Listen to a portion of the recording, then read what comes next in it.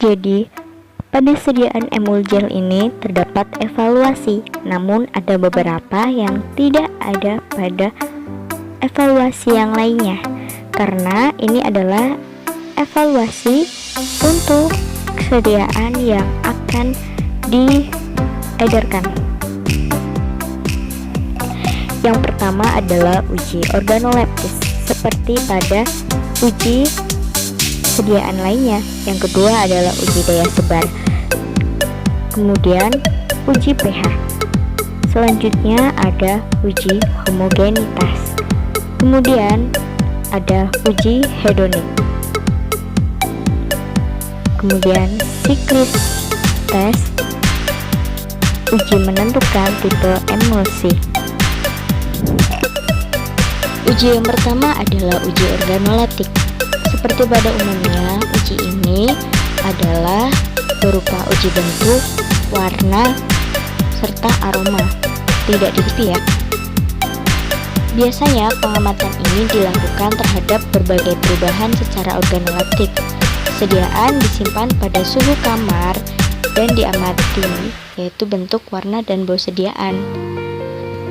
Sebenarnya, uji organoleptik ini tidak hanya dilakukan satu kali saja, namun dilakukan beberapa kali karena akan ada penyimpanan beberapa waktu, sehingga akan terjadi perubahan warna, bentuk, dan aroma. Uji selanjutnya adalah uji pH. Uji pH di sini akan dilakukan pada waktu-waktu tertentu, sehingga tidak dilakukan hanya satu kali saja. Karena pada setiap waktu atau tempat yang berbeda akan menghasilkan pH yang berbeda pula. Uji pH, pengukuran pH dilakukan untuk mengetahui adanya perubahan pH sediaan emulgel selama waktu penyimpanan dengan menggunakan pH meter.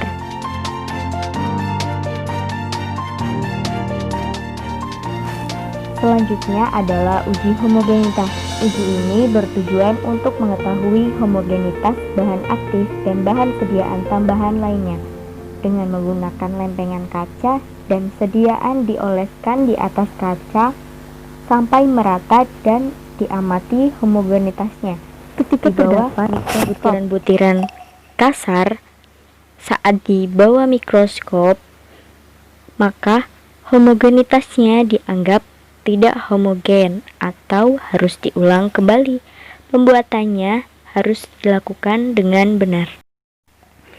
Perlunya uji homogenitas ini karena apa? Ketika sediaan ini diedarkan dan masih ada bahan-bahan yang tidak merata warnanya atau sebagainya, akan mengurangi pemasaran dari sediaan tersebut atau dari produk tersebut ya. Selanjutnya adalah uji daya sebar gel, yaitu dengan diletakkan di atas kaca yang berskala, kemudian bagian atasnya diberi kaca yang sama dan diberi beban 50 gram dan diberi rentang waktu 1-2 menit. Kemudian diameter penyebaran diukur pada saat sediaan berhenti menyebar. Ada pula tujuan dilakukan uji daya sebar, yaitu pengujian daya sebar dilakukan untuk mengetahui luas penyebaran krim pada kulit. Permukaan penyebaran yang dihasilkan dengan meningkatkan beban dapat menggambarkan suatu karakteristik pada sediaan.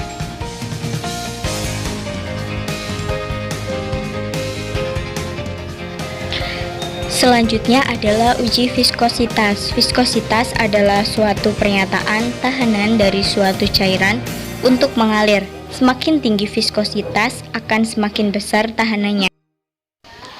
Uji ini dengan menggunakan alat viskosimeter Brockville DV E'. Dan selanjutnya akan ada bagaimana cara penggunaan dari viskosimeter ini.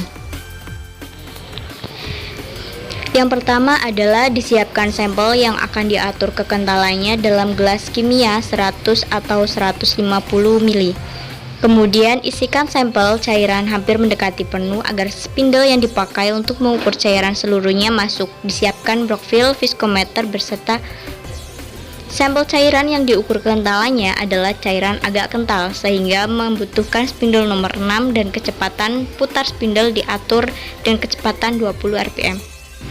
Selanjutnya adalah dipanaskan sampel hingga suhu 55 derajat Celcius, digunakan termometer untuk mengukur suhunya.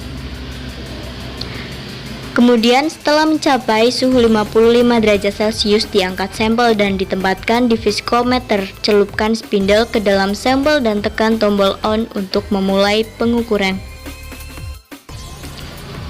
Dan yang terakhir adalah dibaca pengukuran viskositas dengan melihat posisi jarum merah. Untuk melihat posisi jarum merah ini harus dalam kondisi yang stabil. Bila jarum merah menunjukkan angka yang berubah-ubah, berarti pengukuran belum stabil.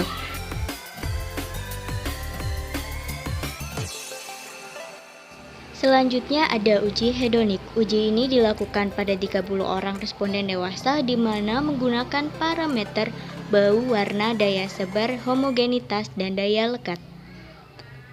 Selanjutnya, responden ditanyai tentang tanggapan dan penerimaan bau, warna, daya sebar, homogenitas, daya lekat tersebut. Emulgel dinyatakan memenuhi syarat apabila dapat diterima. Lebih dari 50% responden menyatakan dapat menerima emulgel tersebut menurut Harris 1996. Uji hedonik ini dilakukan ketika sediaan akan diproduksi secara massal, sehingga dapat mengetahui kekurangan yang didapat dari sediaan tersebut dan mengetahui respon dari masing-masing responden.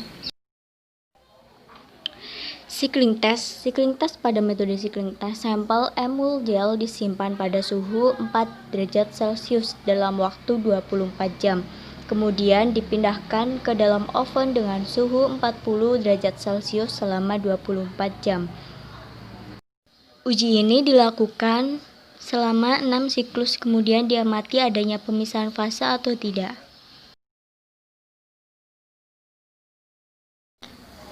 Yang dimaksud dalam satu siklus adalah putaran waktu yang di dalamnya terdapat rangkaian kejadian yang berulang-ulang secara tepat dan teratur, sehingga cara kerja di atas diulang sebanyak 6 kali.